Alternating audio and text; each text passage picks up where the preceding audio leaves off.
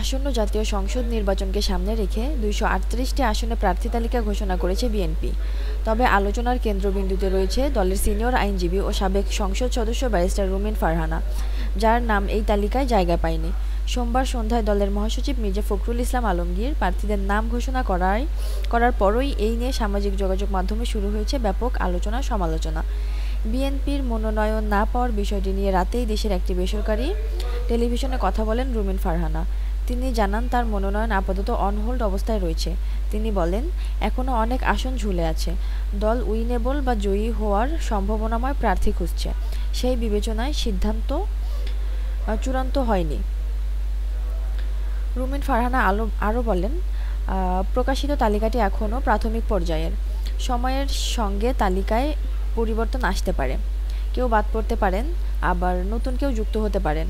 তাই এই তালিকাকে চূড়ান্ত হিসাবে দেখা উচিত নয়। ব্যারিস্টার রুমিন ফারহানা জানান, বিএনপি বর্তমানে আসন ভাগাভাগির আলোচনায় ব্যস্ত।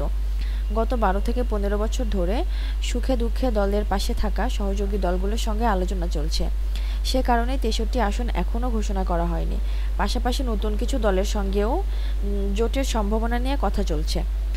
মনোনয়ন বঞ্চিতদের প্রক্রিয়া প্রসঙ্গে রুমিন ফারহানা বলেন, বড় দলের প্রার্থীর সংখ্যা বেশি হওয়ায় হতাশা স্বাভাবিক। তিনি নেতাকর্মীদের আবেগকে শ্রদ্ধা জানিয়ে বলেন, মন খারাপ হওয়া মানবিক। তবে এই পরিস্থিতি দীর্ঘস্থায়ী হবে না। নারী প্রার্থী প্রসঙ্গে তিনি বলেন, যদি বিএনপি নারী মনোনয়ন ৫% পর্যন্ত বাড়াতে রাজি হয়, তাহলে চূড়ান্ত তালিকায় আরও নারী প্রার্থী যুক্ত হওয়ার সম্ভাবনা রয়েছে।